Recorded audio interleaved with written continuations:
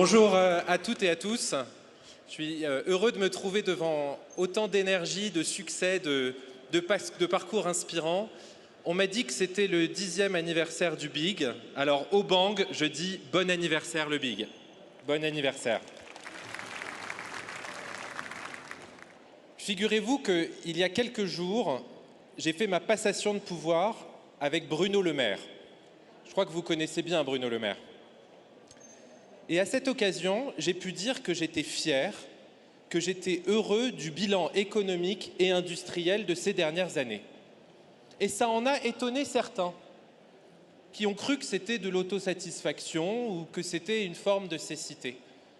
Mais je ne parlais pas de moi, je ne parlais pas de nous, je parlais de vous.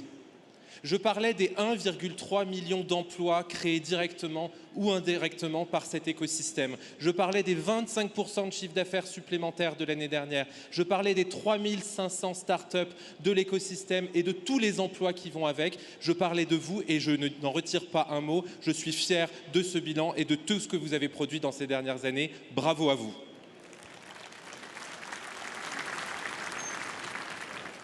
Je sais aussi que tout ce qui est en train d'être créé aura un impact immense sur notre quotidien, sur notre société, sur notre économie. Et je voudrais avoir un mot particulier parmi tous les accompagnements, parmi tous les financements pour la Deep Tech qui prépare le monde de demain et d'après-demain et qui prépare sa transformation profonde, qu'il s'agisse des biotechnologies, qu'il s'agisse des énergies renouvelables ou des nouvelles générations nucléaires, qu'il s'agisse de l'ensemble des technologies du numérique et de l'IA qui vont changer le monde de demain et que vous êtes en train de préparer. Et puis, à travers vous, je parle de la réalité économique de notre pays. Et je parle, oui, d'abord, de l'attractivité de notre pays qui est le premier pays attractif dans l'Union européenne. Je pense que vous avez déjà entendu cette phrase. Moi aussi. Et je ne m'en lasse pas du tout. Et je ne compte pas du tout m'en lasser dans les prochaines années parce que ça veut dire que l'Europe et le monde vous font confiance, nous font confiance. C'est un succès dont on doit être fier, c'est un succès qu'on doit préserver et encourager. Chaque jour, je le ferai aussi à vos côtés. Il y a bien sûr aussi l'emploi. Combien d'entre nous se souviennent du fléau du chômage de masse, de la difficulté d'insérer les jeunes dans l'emploi? Eh bien, nous avons le taux de chômage le plus bas depuis 40 ans. Ce n'est pas une statistique comme ça en passant, c'est un résultat économique absolument majeur que nous devons à nouveau préserver, que nous devons entretenir. Et puis, il y a l'industrie et les exports. Nous avons des exportations qui augmentent parce que le monde, là aussi, nous fait confiance. Nous avons des usines qui rouvrent, nous avons plus d'usines qui rouvrent que d'usines qui ferment. Nous avons créé ces dernières années, vous avez créé 130 000 emplois industriels partout en France. Partout en France. Ne laissez pas dire que l'industrie est concentrée. Vous avez créé partout sur notre territoire de l'emploi, de l'avenir et de l'espoir. Merci aussi pour ça. Et alors, oui, je vous le dis, je m'étonne. Je m'étonne parce que j'ai l'impression parfois que certains ont du mal à se réjouir quand la France va bien, que les gens ont du mal à se réjouir quand vous réussissez, quand nous réussissons. Et je veux vous le dire très simplement, je suis français, j'ai 33 ans, je crois dans mon pays et je suis fier d'y croire. Fier d'y croire.